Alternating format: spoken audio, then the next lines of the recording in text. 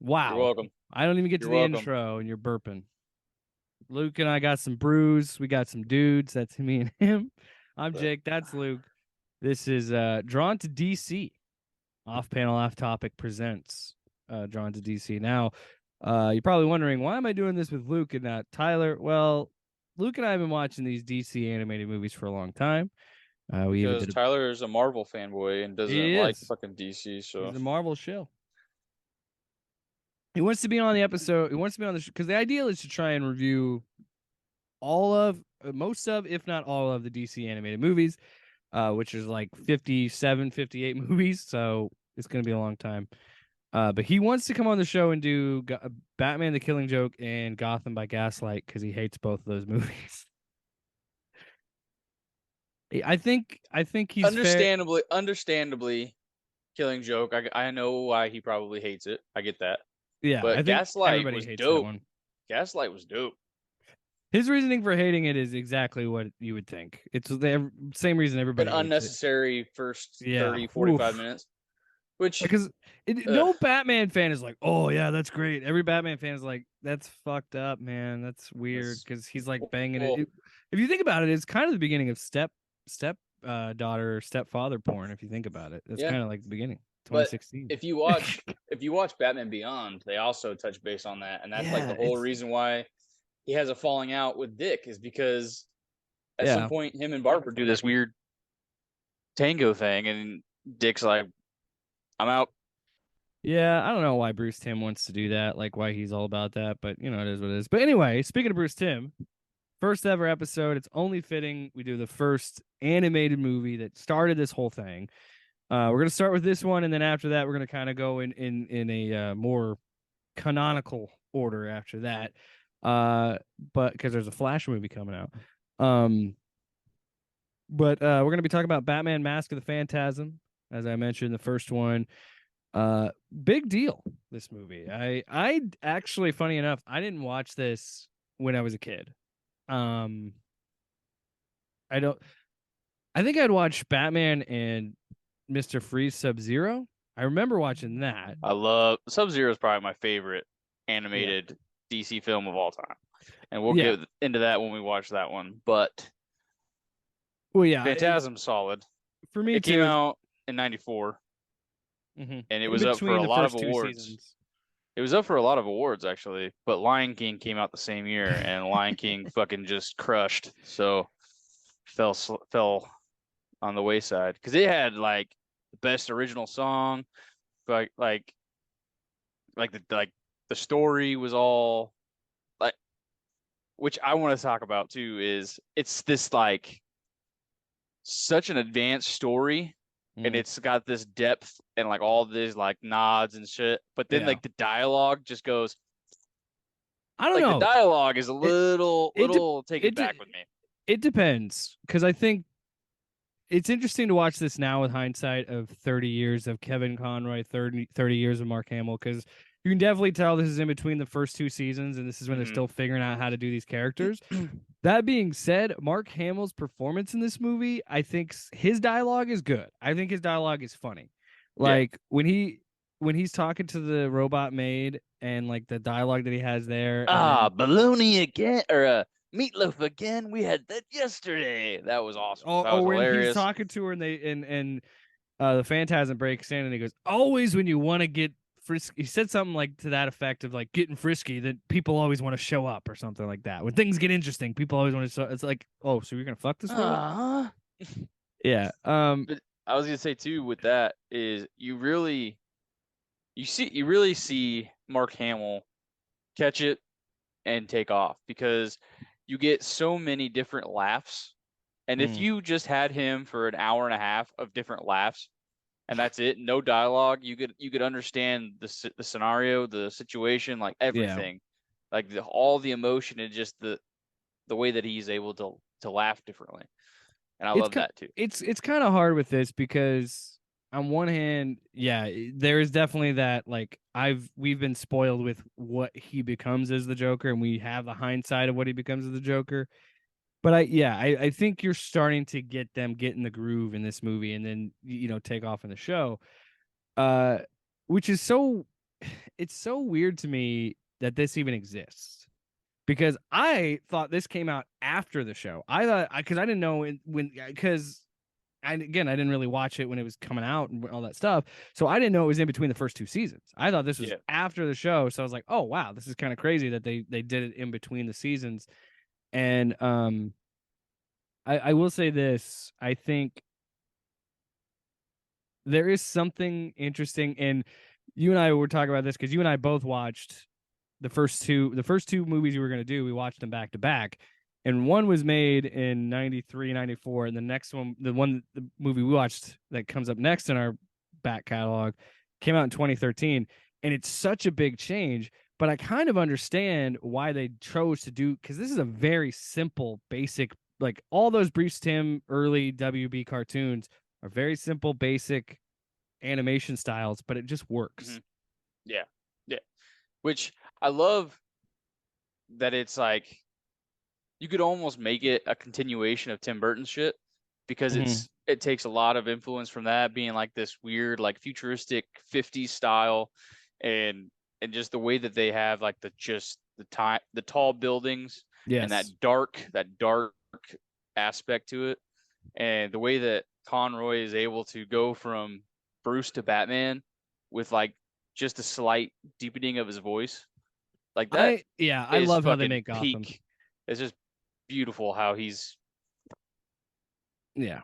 yeah, I've it's great. always loved how they've done Gotham in the show, and I've always loved how they made Gotham because, like, I'm the kind of guy. If you give me retro futurism of any kind, I'm gonna be into it. Like, I remember a few years ago, you and I were watching Tim Burton's Batman, and it is made It's in the just 80s, but it has a vibe of a 50s movie, and it feels like a noir movie, and that's what like you and said, that's the theme that goes in the show too. it's so dark and like gothic and it's funny that it's marketed towards kids. Like it's a kids show because some of the storylines that they were able to do in like the animated show, I'm like, I can't even watch this with my 3-year-old because it's so fucking like But then they have like silly shit too. That's what's yeah. makes it so good. And that is what I've always thought. Like, when people ever talk about the definitive Batman, why I always think it's Kevin Conroy. It's because of that show, in particular, because it does a great job of balancing the character. Because Hmm. Batman is a character that you can have these really serious adult stories,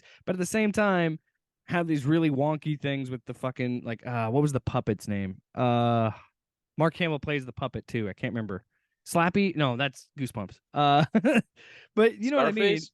Scarface, yeah. But there's things like that, or And they've done silly things too. I said this too about uh is it Matt Reeves, the new Yeah. the Batman?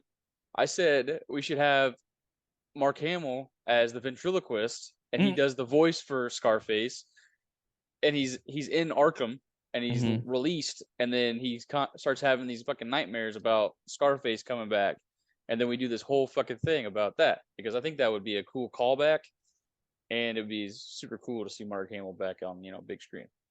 So some backstory how this movie came to be. Impressed by the success of the first season of the Batman animated series on Fox, Warner Brothers assigned Alan Burnett to write a story for a full-length animated film. The original idea for the film was to have Batman being captured by his enemies at Arkham Asylum to face a kangaroo court in which villains try him for making them what they are.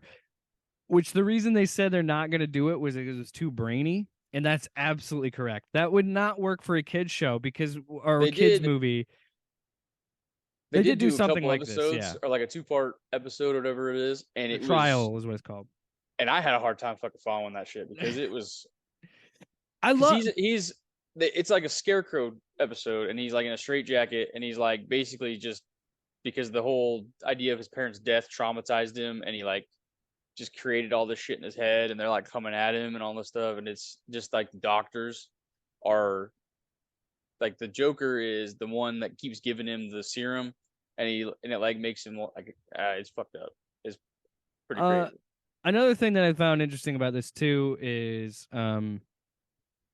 Joker is a big part of this movie, but originally Burnett wanted to be removed from the TV stuff and kind of tell a story of Bruce trying to fall in love. And I like that too. And I think they do a good job of implementing the Joker in this. but it does seem like you could tell that he was added later in the story Yeah. because he doesn't show up. I looked at because this movie's like only an hour 17 minutes, right? Mhm. And he doesn't show up until like halfway through the movie, like 35, 40 minutes into the movie is when he finally shows up. And I will say, I love his reveal when he comes walking out of the tunnel and you finally hear the laugh and you're like, oh, Joker's in Mhm. this. Even though I knew he was in it, it's still like that moment of like, oh, cool. Well, This is then the how we're going to part, bring him in the movie. and then the part two where the dude Salvatore, whatever his name is, comes for like protection. He's like, bro, you're the only one that can stop the Batman from killing me. Like, you need to help me out. And then he fucking kills him. Yeah, He it kills him he anyway. gasses him, and then he sets a trap to try and catch Batman. And then they reveal that it's not Batman killing people, which is Oh, I forgot to tell that was you, awesome. Luke, your angel of death has arrived. And I will say, Jacob. I love creating a villain for this movie and making it work and making Mm-hmm. it intimidating. Like that first scene. So the first scene, you got the gangsters being like, we're talking, da, da, da. And then, yeah, you can kind of see Batman in the distance, and you're like, oh, he's going to come in and fuck him up. And sure enough, yeah, he breaks in, beats all the dudes. And then that's when we get the introduction of the smoke, and you get the introduction of the Phantasm, and then the line of like, your angel of death has arrived. I'm like, even for a kids movie, I'm like, that's fucking rad. That's Yeah. badass. Like, that's such a cool moment. And shout out to the score. Holy shit. I'm watching this and I'm like, man, they are pumping that score in the beginning of this when he's running in the parking garage. Batman's running to the parking garage. And it's like that Danny Elfman, like style animated Which score. It's again just is great. so cool that you can have such a fucking hard score in an animated show. Mm-hmm. And like Yeah. just like the time that they took in production and to get this shit going is amazing. And I wish that the universe was this good, like the actual like live action shit was this good, because the DC animation, literally from the animated series up until now, has been 10 steps ahead Mm-hmm. of their main universe. And it's just like, dude, why can't you just do this? Do Elseworld multiverse type shit. Nothing Yeah. has to be this canon thing of, oh, it's tied to this, it's tied to that. It's like, Well, I think that's what's so appealing about the Batman and Joker, where those movies are, where with the DCU stuff, they're kind of like, yeah, this is Elseworld. So I think you're gonna see more movies like Joker and the Batman being a little bit more else, because I mean, James Gunn even name dropped Elseworlds to imply that they could see other stuff. And we live in a world now, like how the MCU works with live action and how that's kind of set up the multiverse and expanded all that stuff. We live in a world where, to me, it makes sense where and it worked. I mean, last year the Batman came out tied to nothing, made a bucket load of money, like an that, unbelievable amount yeah, of so money. good. So Like good. these characters don't need to be tied to a continuity or a canon to Mm-hmm. work on their own, and and yeah, and I agree. Like I would love to see more adaptations of, while we're doing these animated stories or these animated movies, I would love to see more of these stories adapted to live action. And some people might say that's the fault to the movies sometime, because some of these are very close to the comics that they're based on. And so, yeah, you'd have to make changes, but like something like this, I think could easily work in live action. And the fact that they made a new villain, and the fact that they trusted in themselves to like spend 35 to 45 minutes before they even release the Joker into this story or put him in this story, I think takes a lot. And I don't remember marketing at the time because I was a baby, but I don't really think he was marketed very much. I think that was kind of like a surprise reveal in the movie Yeah. to show that Joker was in this movie. The writers were highly cautious about placing the Joker in the movie, saying they did not want any connection to Tim Burton's '89 Batman movie. But writer Michael Reeves, not Matt Reeves, Michael Reeves, said Batman said that when we then realized that we could make his appearance serve the story in a way that we could never do be done in live action. And it's true. He works really well in this, and I think it works because of him having his place in the show and how it works here. Which is funny because they didn't want it to be tied to Nicholson's, but at the same time, they gave him essentially the same Yeah, they made him backstory. Jack Napier pretty Because much. because even in a couple of Arkham shots, not in this movie, but in like the show you'll watch, it'll say like Harvey Dent Pamela Isley, and then you go to the Joker cell as Jay Napier. So you're like, you don't want to be tied to it, but you're straight up using it, Yeah. which I think is hilarious. But Um, again, it works. I do think that there are times when you realize this is a kids movie. There are times when When he's doing the whole jujitsu thing, and he's like, "It's called jujitsu," and then they yeah. basically fuck on the lawn. And Alfred is hilarious in this film, in this movie. Well, my favorite thing is like I Because like, texted how many you. times does he like leave the room and he comes in, and he goes, "Oh," and he like Yeah, when walks they're away. making out and he just Yeah. walks out like, ugh. Um, the part that I texted you where I said this is just making me miss Conroy, um, was the part where he first meets Andrea in the flashback because Bruce is such a fucking dork in that scene, Mm-hmm. and Kevin Conroy again, even then when he's still trying to figure out the character between season 1 and 2, he still understands how to present Bruce and show the more gentle side of Bruce Mm-hmm. and vulnerable side. And like I said, he's kind of a bumbling dork because he meets this attractive woman and he's like, and I think it does a good job of making me buy Bruce being in love with Yeah. Andrea. I Yeah. think it does a really good job.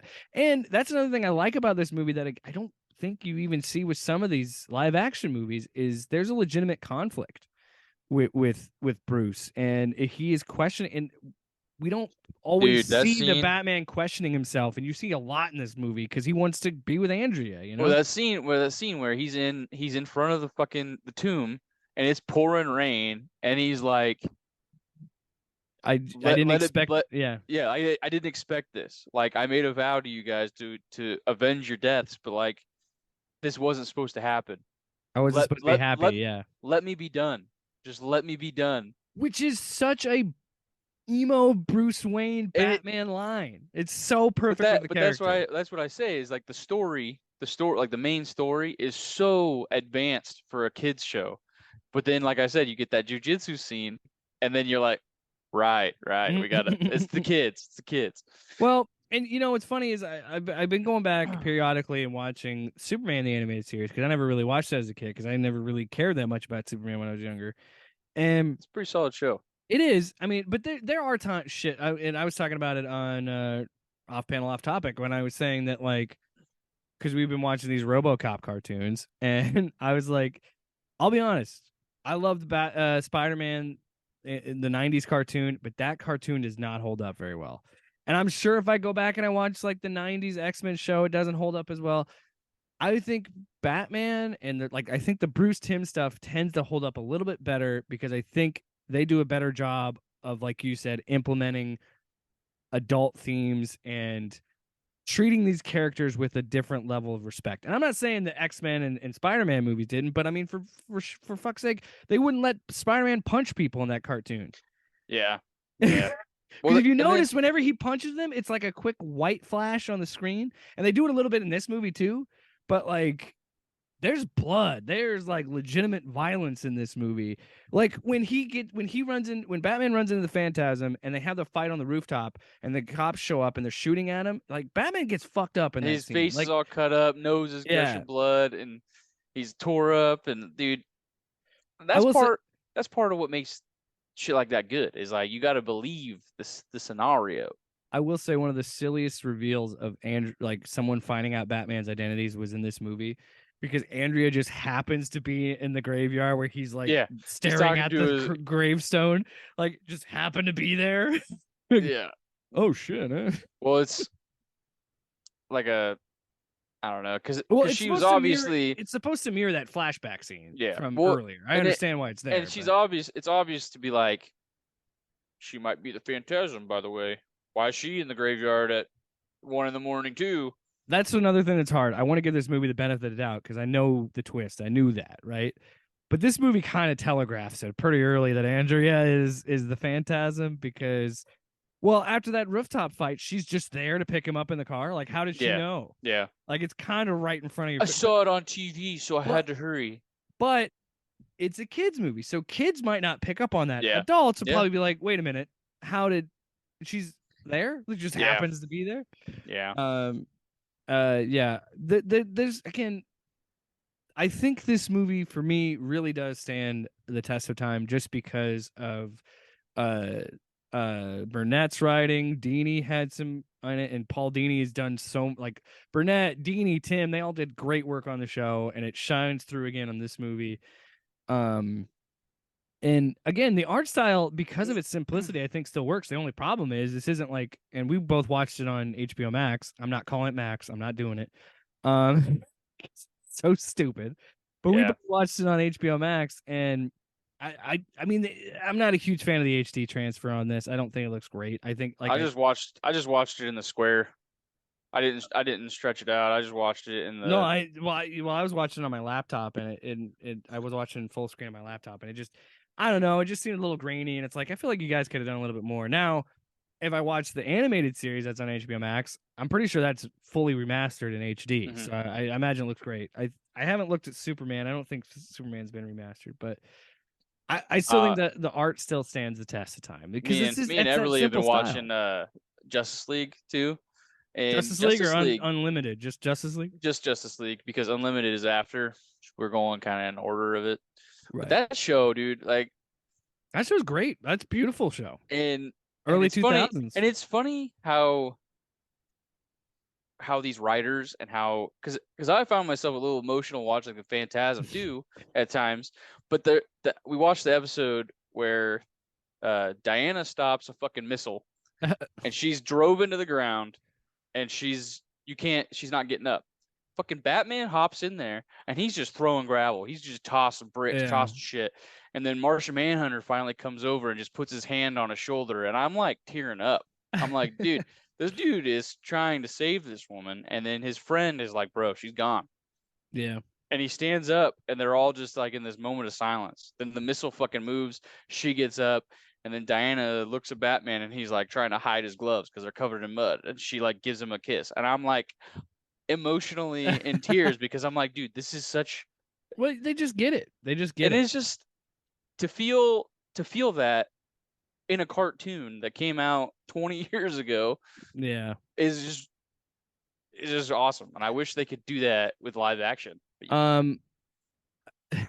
Yeah. There's a lot that I think about with this movie too. Of like, again, it's so funny because I'm glad we started like the first episode with this being the first movie because you can see so much of what DC has done in the animated realm and what they've done with these movies since this, and you can kind of see the seeds of this and everything. I mean, spoilers, the next episode is a Flashpoint paradox, and I remember I'm watching things in that movie after I watched this and just seeing things of like the level of violence that's in that movie versus this, but you're already seeing the seeds planted here where they're like, okay, we've got a feature length movie that's kind of play with it a little bit. We don't have to adhere to Saturday morning restrictions. Let's show a little bit more.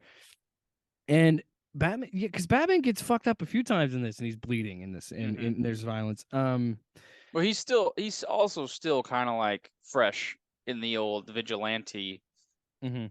Well, yeah, because like game. So this is based on this takes ideas from Batman Year Two, which was they followed up Frank Miller's Batman Year One. Other note, fun fact here: early in production, Warner Brothers decided to release Phantasm theatrically rather than straight to video. That left less than a year for production time, which if anybody that follows animation, that is shit because animation movies take like 2+ years in advance. Like the reason Pixar's movies are always so good and get nominated for Oscars and things like that is because you have to storyboard everything in animation and you have to plan everything out. And so to that's a quick turnaround for them because it took I think 8 months worth of production time, which sucks because I think it hurt that movie. I'm gonna stop and send you another invite. We're running out of time. eh.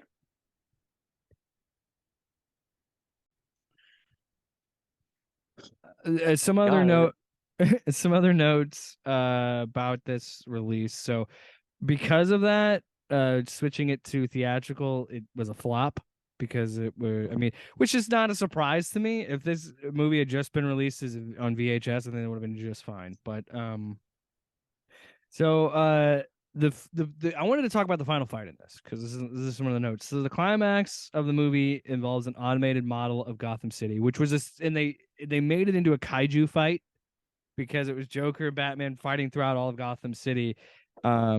and that was a reference to the mainstay of is a homage to the Batman comic books of the Dick Sprang era, often featuring the hero fighting against the backdrop of giant props.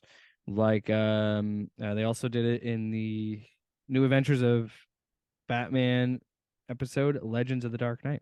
So um so from start to finish the movie was completed in 8 months, which is insane for an animated movie. Which Yeah, in hindsight is actually impressive.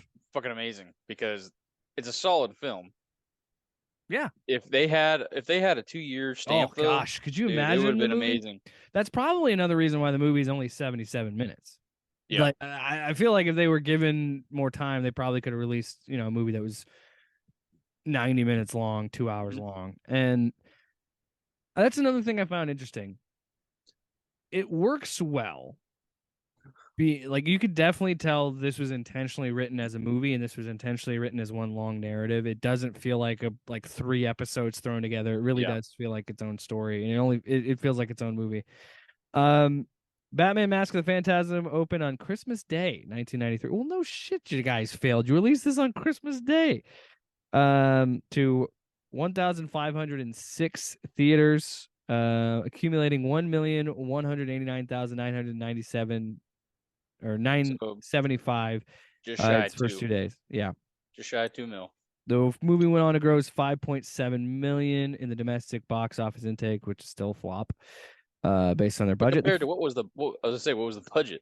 Yeah, I don't have the budget in front of me. The filmmakers blamed Warner Brothers for the unsuccessful marketing campaign, which is commonly attributed to the rush production schedule due to the studio's last-minute decision. Wait a minute, Warner Brothers making shitty decisions? Never heard of that. What? What? Another quick thing. So it did make profit when it was released on home video. So then Bruce Timm and everybody was like, "Hey, no shit." Mask of the Phantasm. Listen to this because this is gonna be amazing. Released on Laserdisc, April 1994, and on VHS in May of 94 as well. The VHS. What happened here? Oh, I lost my screen for a second. So the VHS was really, this is probably where you got it, was came back out in April 2003 as part of a 3-tape pack with Batman and Mr. Freeze Sub-Zero and Batman Beyond Return of the Joker. Also was really I did not actually. well, oh, did you get the Batwoman one? I only had Sub-Zero. I didn't Well, have. it also got released with the Mystery of the Batwoman, I think. Yeah, I didn't have that one. I've I never just had. seen I that one, just. by the way. I don't think I have either actually. Or I tried to watch it a while back. I don't remember. Anyway, it'll be a adventure, I guess. The movie was finally released as a part of the Warner Archive Collection on Blu-ray on July 25th, 2017, featuring new high-def transfers in 16:9 and open matte 4:3. So, yeah. It's also included in the Batman the Complete Series release. So, you got ghosts in your house? My wife. Oh, so yeah, big What? a lot of. We're gonna have to stop the recording. No, my in-laws are coming. Oh, They're gonna be here in like 10 minutes, so we might have to and then do Flashpoint later if that's cool. We'll see, I guess. I mean, I figured we could just. Well, yeah, another couple things. I want to give a quick shout out to Dana Delaney because I didn't know this. She plays Andrea, but she's also Lois Lane in the Superman animated series. Did not know that. So there you go. I usually pick up on shit like that. Yeah. I'm usually a good ear for voice actors. Stacy Keach is the masked version of the Phantasm, which Stacy Keach, I only remember him because he was on the show Titus that nobody else has ever seen. It was Christopher Titus' sitcom that I really liked. But just like literally all he says is your angel of death has arrived, or whatever the fuck it is. That's all you got to say. That's all like, dude, dope. Yeah. I love the fight between Andrea and Joker because he has the opportunity to grab a knife, but he hits her with grabs the the bologna. or the bologna. Yeah, the bologna. Dude. Such a Joker move. But I fucking love it. Okay, going back to that, the part where he shows up at the place the first time and you see him talking to the robot. and he like pulls a piece of her face off, and he goes, like I'm Yeah. gonna save that for later. Like what? Yeah. You multiple times you references fucking that robot. Yeah, like all right. I love the Which I fact. think that's before Harley makes her debut too. Well, So I don't know if she was in the show at this time, but yeah, if she was, they intentionally left her out of it. I don't yeah, I don't yeah, you think you might be right. I think she comes in later. Um I'm trying to think of the things I want to talk about. Yeah, Alfred's great in this because yeah, there's it's just multiple his times stupid humor they're is just fucking like. and he's like, I'm out. Yeah. But the part where he says, "You still love her? Are you gonna go back?" And he goes, "You don't know me, Alfred." And he goes, "I'm used to powder your bottom, sir. I ought to know you." Well, yeah, well, or the fucking taekwondo scene where he's talking shit and then he's like, "They don't fear me, Alfred. They don't fear me." He just keeps getting real mad. Like I said earlier, he's like an angsty teenager. Like they're not Yeah. scared of me. They're scared of the phantasm. But then he finally puts on and like dons the cowl, and Alfred's like, "Oh, Master. oh, so scary." I'm like, The one time that I was like, okay, was I think it was it after Andrea is in the explosion at the end, and then like he finds her locket in the Bat Cave, yeah, and then she's on the boat, and I'm like, do they ever use her again in the show? Because I don't think she nah, I ever. don't think so. I was like, why don't you just kill her? Like, Yeah. just have that satisfying end to it and have her Which die. it's like the movie is its own thing, but it's also part of the show. So like if you never Yeah, saw this movie, then you'd be all right. that's what's so great about it is it's so well made that it's baffling to me that it is in continuity of that show, but you could totally watch the show without it, or like you said, you could watch it and never watch the show and you'd be totally fine. It's so like perfectly self-contained, which is really Hmm. cool. Uh, the dude who played oh, another scene that this is Artie, what the well, councilman. yeah, and this is the problem with the show and in the cartoon and maybe for kids. Joker is so much more sinister in the kids show than you can imagine. Joker in like adult stuff, he just fucking kills somebody or maybe like carves a smile in their face. The show is always more fucked up because he gives them the Joker stuff. Yeah. And like the fact that And he's in the fucking hospital dude, the and dude he's that just he having a fucking panic the attack. dude is it Chucky? Is it no? Because No, that's Salvatore or whatever. Sal, yeah, when he kills Sal. him and it's the trap to get Batman, that was fucking morbid. And he's got a bomb strapped to him and he's just But laying there. the attorney dude that was having laughing fits in the hospital, that was fucking gnarly. And I'm like, And they it's juice so him much to get him worse. to calm down. And Yeah. then Batman shows up and he starts having another panic attack and he's just laughing through the whole thing. Like Yeah. that's fucking So dark. good. That's So fucking good. this like which you can I feel like you can get away with shit like that in a cartoon more Mm. because it's not as gruesome, but at the same time it's like, dude, Well, it's a kid show. It's like what Bruce Tim has said in interviews. He's like, in a way, it's kind of worse. It's much worse if you think about it. Because yeah, these people aren't even dead; they're just frozen with a smile on their face. It's messed up. And the fact that like that was one of the things they could take from the Tim Burton movie was like, we'll use the Joker serum thing, Hmm. but they're not dead. They're just. I'm like, again, they're petrified with a smile on their face. I feel like that's a much worse case than death, Yeah. right? Yeah. Uh, is there anything else you wanted to talk about? I think that we've kind of touched on. Um, I want, like I said, I think overall, I think the cast does a great job. Yeah. I mean, are there things that really don't hold up as much for this movie because it's 20 plus years old? Sure. Oh shit! Now this movie's coming up on 30. Now I think about it, on Christmas, Shit. this movie will be because I'm almost 30. It's as old as me. Um, Yeah.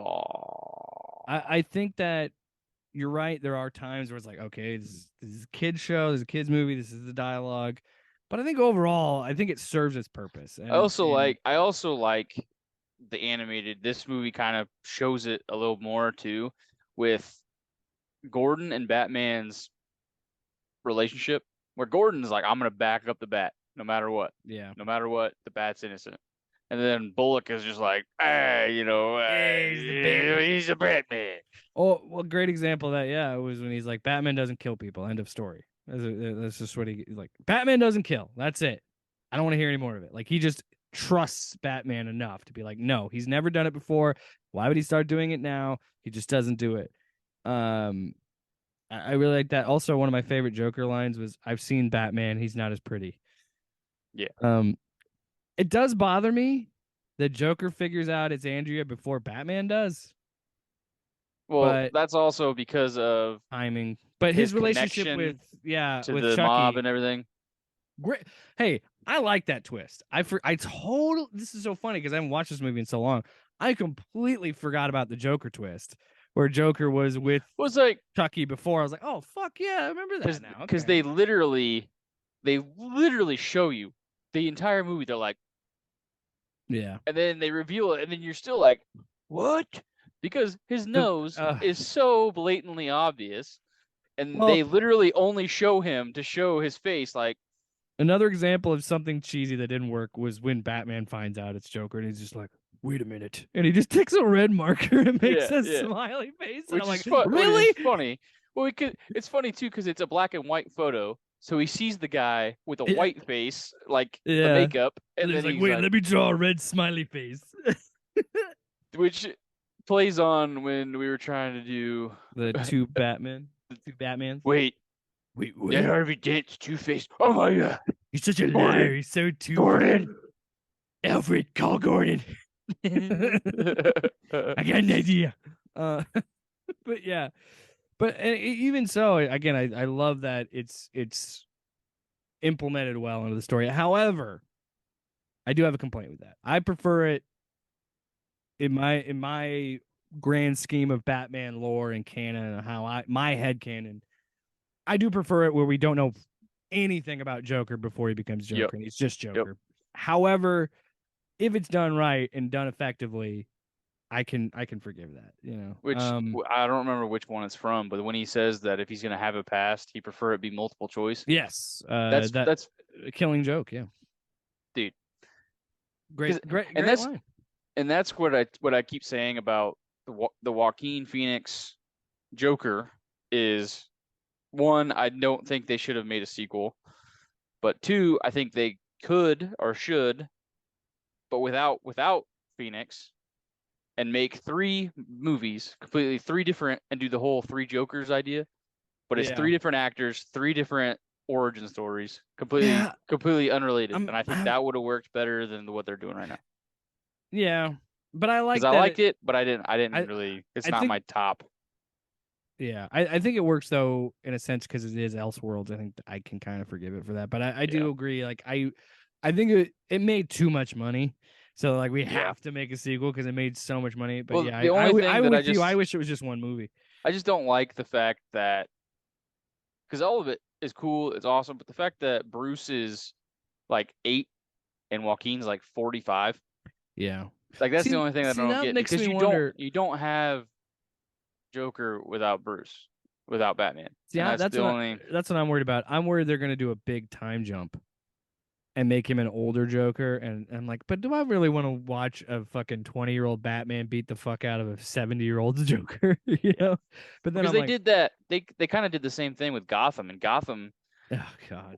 season 1 of Gotham was good because it was up and coming Penguin, up and coming Gordon. It's You Gordon see without a this, Batman, yeah. yeah, you see this like it's a cop show, and then they were like, well, there's not enough Batman, so let's throw in all these villains that, and Bruce is fucking 15, and you're Yeah. like, And you and I are the guys that are like, no, again, our head canon, how we perceive the character, how we like the character is like, well, these characters would exist because of a Batman, not the other way around. yeah, Because the show made it be like, and that's what this, and that's what I thought was interesting that they were going to do with this movie, Mask of the Phantasm. Originally, it was going to be like, we're the way you are because we are the way they are because of you. You made this vigilante thing, so you made it being like, well, we can be as theatrical and silly as we want. I mean, I think they did a great job of doing that with the Nolan movies. So I thought that was interesting. They were going to do that with this. Fun story about this title. Never once do they talk about the actual Mask of the Phantasm. It's just a cool name. yeah, Could have been yeah. Batman Phantasm, but they're like, no, Mask. And The character design's dope. I love the look of the character. I He's like a love the fucking Phantasm. Grim Reaper type With the motherfucker, hooked and hand and shit. yeah, But there is a lot of but the problem with this animation style though, there's a big suspension of disbelief because when it's revealed as Andrea, it's like, well, now she looks like it's the shape of a woman. Where how do we go from this big burly man because they to don't really this like dainty woman. they don't necessarily show that like she wore this big like body armor or anything. It's just like she just takes it off and she's Well, a woman. it's almost like the hood, It was just like her whole get up, yeah, I the guess. poncho was like she had football pads on or something, and then it was just like whoop, and then it was like, oh, dainty woman. Also, shout out to this movie also being really fucking dark. When she almost went into a giant fan. And I knew she Yeah, wasn't going to. But I'm like, this would have been like, this is still kind of like really tension raising for a kids movie.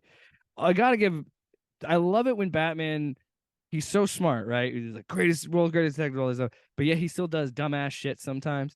Where like, big fan, sucking up all this air. I'm just gonna drive at it, and then be surprised when it knocks me off course.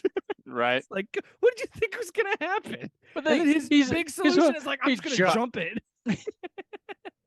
let the bike go into it and He blow it doesn't up. even. That's the thing that too. And this is where being a little bit more experienced Batman. He doesn't know if that's gonna work, but he's like, "Fuck it, I'll just shoot my motorcycle into it and see if it Shoot my blows up. love. I'll save you, Andrea. That's all right. I can buy a new bike. I don't fucking Yeah. care." All right, so verdict. I feel like you said rated out of 7 for the Justice League. So 3 categories to give us the verdict here. Out of 21, if we're gonna go by sevens. We're doing animated movies, so I feel like the best way to rate it is story, Animation. animation, art style, and the voice acting. Voice acting Story. 7. Voice acting 7. Really, you're gonna go with the 7, all right? Yeah, for the voice I would give it. is I would give awesome. it 6 because we're not quite to the level that we've heard in the animated series and what we heard from Hamill and Conroy. Art style, I still think is pretty solid. I give it a 7, or give it give it a 5 out of 7. And the story itself, I give it a 5. It's pretty simple. So Yeah. Like I said, it's a 7 story.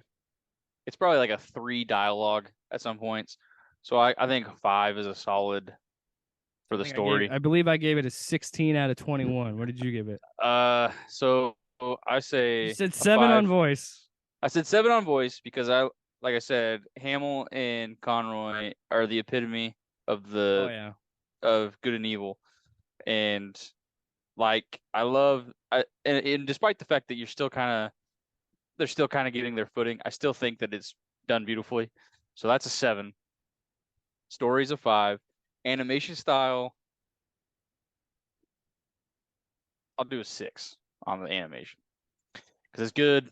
It's not great. It doesn't. I mean, it's the 90s, which is great. So you give it a little bit higher. You give it an 18. I gave it a 16. 18 out of 21, 16 out of 21. It's still pretty high. I mean, like I said, it's a good ass movie, and for the fact that it was the first animated DC movie, I think that it laid it out there, and that's kind of like I'm really interested to see where we come on the next episode where we talk about Flashpoint because I think we were talking about it before this show, and you and I like going from the Bruce Timm style to the New 52 Jay Olivia style is like, whoa, what a fucking change. so time leap for sure. And just yeah, just styles in general. Like they're clearly pulling from like you know what it reminded me of? Funny enough, it reminded me of like the Boondocks and Black Dynamite. Like that, like hard edge, like anime looking style is what it kind of looks like to me in Flashpoint. So yeah, that's it. Number 1 in the books, drawn to DC, Batman: Mask of the Phantasm. What'd you think of it? Let us know in the comments on the YouTube. Wait for your angel of death. Next week, number 2, The Deuce. We're going to be doing Justice League, The Flashpoint Paradox, because there's this new Flash movie coming out. I don't know if you know this. And we're going to talk about that too, because I will give this movie, before I've even seen anything for this movie, I will give it props because the suit that he has in that movie is the same suit at the end of the Flashpoint Paradox animated movie, and I'm like, points for that. Points for that. Which, and I guess we'll talk about it more, but it's a hard pull from the story. They just tweaked a couple I'm things. wondering how they're gonna do it because I'm wondering, man. But I'm still pissed that we didn't get like I would have loved to Jeffrey have Dean seen Morgan. Jeffrey Dean Morgan Yeah. in that Flash movie.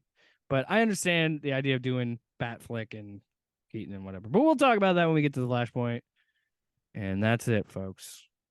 We know what we should do is get a. I don't know how we would do it, but it would instead of Bugs Bunny beat us at the end, because you know how like when they did like the little dun, dun, dun, dun, at the end and it's Bugs Bunny, but you can't. That's all, folks. Yeah, I can't animate, but I can talk about it, I guess. Do they eating the carrot? Oh well, I do Warner love Brothers. that. Well, I mean, we already did. You already did the Photoshop for Phantasm, so I mean, it only makes sense.